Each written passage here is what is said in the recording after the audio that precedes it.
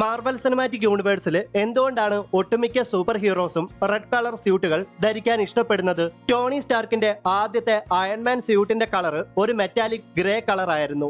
ആദ്യം Jarvis Iron Man സ്യൂട്ടിന് suggest ചെയ്ത colour gold കളറാണ്.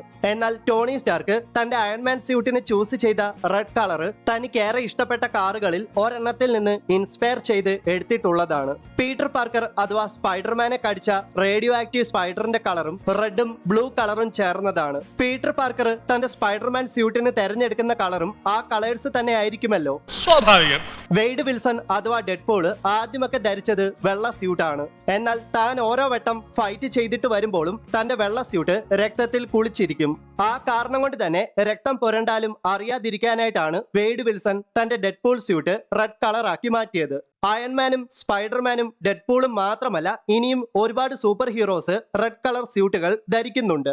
മാറ്റ് മുർഡോക്ക് അഥവാ ഡെയർ ഡെവിള്, അലക്സൈ ഷോസ്തക്കോവ് അഥവാ റെഡ് ഗാർഡിയൻ, ഷാങ് ചി, വാണ്ട മാക്സിമോഫ് അഥവാ സ്കാർലറ്റ് വിച്ച്, സ്കോട്ട് ലാങ് അഥവാ ആന്റിമാൻ, അങ്ങനെ കുറെ അധികം സൂപ്പർ ഹീറോസ് റെഡ് കളർ സ്യൂട്ടുകൾ ധരിക്കുന്നുണ്ട്. റെഡ് കളർ സത്യത്തിൽ ഒരു സൂപ്പർ ബോൾഡ് കളർ ആയിട്ടാണ് എനിക്ക് തോന്നിയത്. എനിമീസിന്റെ മനസ്സിൽ ഒരു ഭീതി നിറയ്ക്കാനും ഒരു പക്ഷേ റെഡ് കളറിന് സാധിച്ചേക്കാം.